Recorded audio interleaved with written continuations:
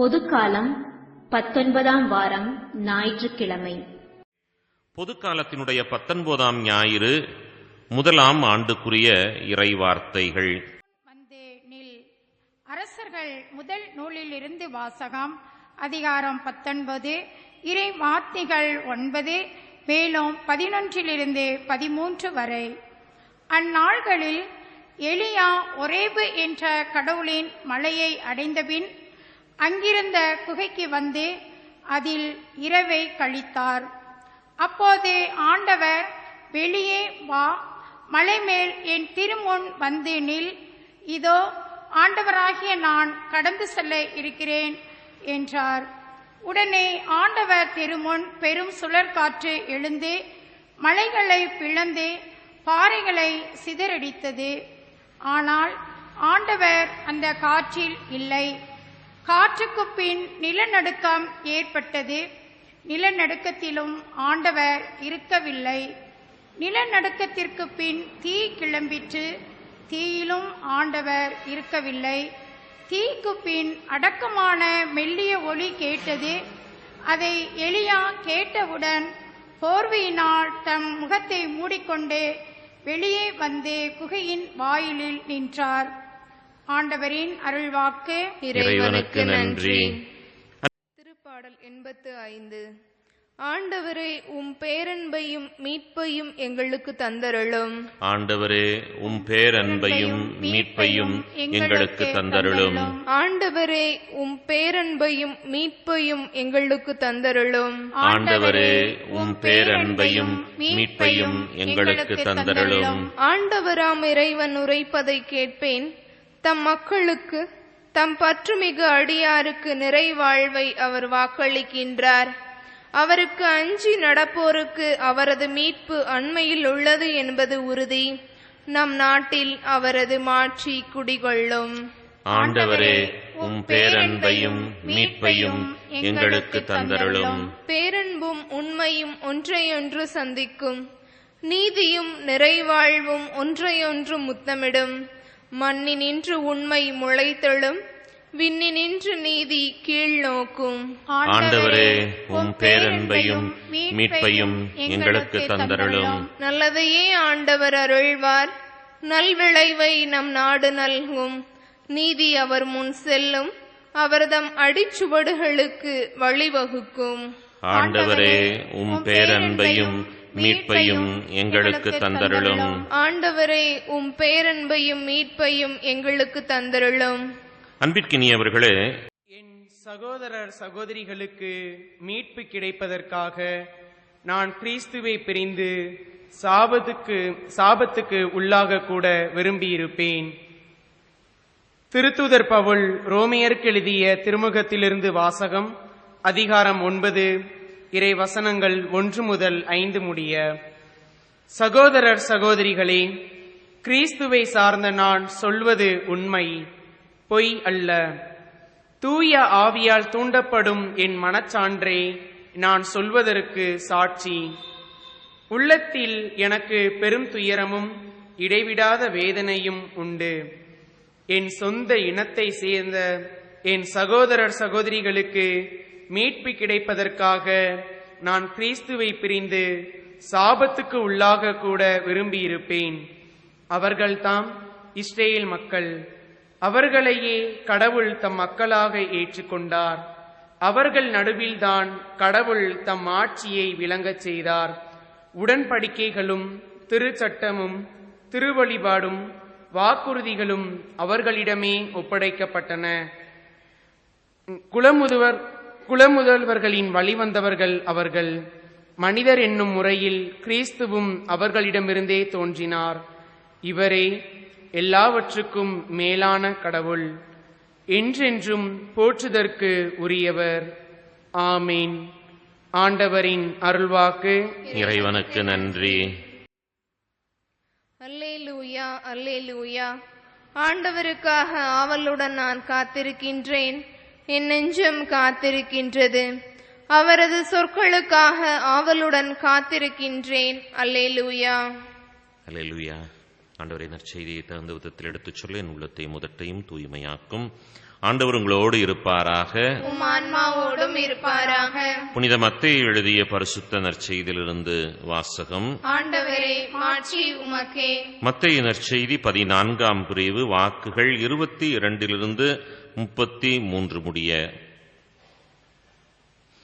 அக்காலத்தில் இயேசு கூட்டத்தினரை அந்த இடத்திலிருந்து அனுப்பி கொண்டிருந்தார். அப்பொழுது சீடரையும் உடனே படகேறி தமக்கு முன் அக்கறைக்கு செல்லுமாறு அவர் கட்டாயப்படுத்தினார். மக்களை அனுப்பிவிட்டு அவர் தனியே இறைவனிடம் வேண்டுவதற்காக ஒரு மலையின் மேல் ஏறினார். பொழுது சாய்ந்த பிறகும் அங்கே அவர் தனியே இருந்தார். அதற்குள் படகு கரையிலிருந்து நெடுந்தொலை சென்றுவிட்டது. மேலும் எதிர்காற்று அடித்துக் கொண்டிருந்ததால் அலைகளால் படகு அலைக்கழிக்கப்பட்டது. இரவின் 4ஆம் காவல் வேளையிலே இயேசு அவர்களை நோக்கி கடல் மீது நடந்து வந்தார். அவர் கடல் மீது நடப்பதைக் கண்ட சீடரோ கலங்கி, ஐயோ பேய் என அச்சத்தினால் அலறினர். உடனே இயேசு அவர்களிடம் பேசினார். துணிவோடு இருங்கள், நான் தான், அஞ்சாதீர்கள் என்றார். பேதுரு அவருக்கு மறுமொழியாக, ஆண்டவரே, நீர்தாம் என்றால் நானும் கடல் மீது நடந்து உம்மிடம் வர ஆணையிடும் என்றார். அவர் வா என்றார். பேதுருவும் படகிலிருந்து இறங்கி இயேசுவை நோக்கி கடல் மீது நடந்து சென்றார். அப்பொழுது பெரும் காற்று வீசியதைக் கண்டு அஞ்சி அவர் மூழ்கும்போது, ஆண்டவரே, என்னை காப்பாற்றும் என்று கத்தினார். இயேசு உடனே தன்னுடைய கையை நீட்டி அவரை பிடித்து, நம்பிக்கை குன்றியவனே, ஏன் ஐயம் கொண்டாய் என்றார். அவர்கள் படகில் ஏறியதும் காற்று அடங்கியது. படகில் இருந்தோர் இயேசுவை பணிந்து, உண்மையாகவே நீர் இறைமகன் என்றனர். கிறிஸ்துவின் நற்செய்தி. கிறிஸ்துவே, உமக்கு புகழ். நற்செய்தி வாக்கினால் என்னுடைய பாவங்கள் அகல்வதாக. அன்பிற்கினியவர்களே, ஆண்டவர் இயேசுவினுடைய பெயரால் மனதார உங்களை வாழ்த்துகின்றேன். ஆண்டவருடைய அற்புதமான பிரசன்னம் என்பது அன்றைக்கு இறைவாக்கினர் எலியா வாழ்விலே மெல்லிய அந்த ஒலியிலே ஆண்டவருடைய பிரசன்னத்தை அவர் கண்டார்.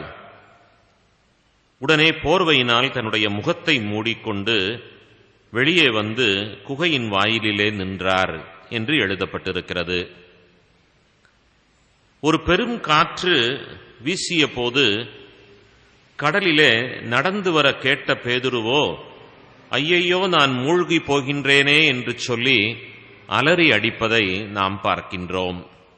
ஆண்டவர் படகில் ஏறியவுடனே காற்று அடங்கியது என்று மத்தேயு நற்செய்தியாளர் கூறியிருக்கின்ற வாக்கை நாம் இங்கு வாசிக்க பார்க்கின்றோம். கிறிஸ்து இயேசுவிலே அன்பிற்கினியவர்களே, ஆண்டவருடைய அற்புதமான ஒரு படைப்பு என்பது என்ன என்பதனை நாம் பார்க்கின்ற பொழுது நிலநடுக்கம் ஏற்படுகின்றது, பெரும் சுழல் காற்று வீசுகின்றது, தீ கிளம்பி எரிகின்றது, மெல்லிய ஒலி, அடக்கமான ஒரு மெல்லிய ஒலி ஒன்று கேட்கின்றது என்பதையெல்லாம் நாம் பார்க்கின்றோம். இவை எல்லாமே ஆண்டவருடைய மேலான அற்புத செயல்களுக்கான ஒரு சாட்சியமாக அமைந்திருப்பதே உண்மை என்பதுதான் உண்மை. அதனோடு கூட நாம் பார்க்கின்ற மிக அழகான ஒரு நல்ல அற்புதமான காற்று, எதிர்காற்று வீசியது, படகு அலைக்கழிக்கப்பட்டது, அங்கு பெரும் கடல் கொந்தளிப்பு ஏற்பட்டது. எனவே மூழ்கி போகின்றேனே என்று பேதுருவோ பதறுவதை நாம் பார்க்கின்றோம். வாழ்விலே எந்த சூழ்நிலைகளாக இருந்தாலும் எல்லாவற்றிலுமே நாம் வாழ பழகிக்கொள்ள வேண்டும் என்பதுதான் உண்மையும் கூட. ஏனென்றால் எதுவாக இருந்தாலும் அவற்றையெல்லாம் சந்திப்பதற்கு ஆண்டவரால் கூடும். அவற்றை அடக்குவதற்கான சூழலும் ஆண்டவரிடம் உண்டு என்பதுதான் உண்மையும் கூட. எனவே எதை குறித்தும் நாம் கவலைப்படாமல் வாழ்விலே எல்லாமே வந்து போகக்கூடியதுதான், எல்லாமே இருந்து போகக்கூடியதுதான், எது வந்தாலும் அது மாறும் என்பதுதான் உண்மை. எனவே நான் எதற்கு அஞ்ச வேண்டும்? என்னோடு ஆண்டவருடைய பிரசன்னம் இருக்கிறது. இந்த பிரபஞ்சத்திலே ஆண்டவர் என்னோடு பயணிக்கின்றார். அவருடைய பிரசன்னத்தை எல்லா வேளைகளிலும் ஆண்டவர் எனக்கு தந்து கொண்டிருக்கின்றார். எனவே எதற்கும் நான் அஞ்சிடேன் என்று சொல்லி பயணிக்க நாம் பழகிக் கொள்வோமேயானால் உண்மையிலேயே நாம் பயணிக்கின்ற இந்த நல்ல அற்புதமான கிறிஸ்தவ வாழ்வு என்பது நமக்கு மிக அருமையான ஒரு வாழ்வாக இருக்கும் என்பதுதான் உண்மை. ஏனென்றால் வாக்கு மாறாத தேவனே நம்முடைய தேவனாக இருக்கின்றார். எல்லா வாக்குத்தத்தங்களையும் நிறைவேற்றுவதற்கான ஆற்றலை அவர் பெற்றிருக்கின்றார் என்பதுதான் உண்மையும் கூட. எனவே கலக்கமின்றி நம்பிக்கை கொண்ட மக்களாக நாம் பயணிக்க விழைவோம். ஆண்டவர் இயேசுவினுடைய நல்ல மேலான ஆசீர் எந்நாளும் நம்மோடு நிறைவோடு தங்கியிருப்பதாக. தொடர்ந்து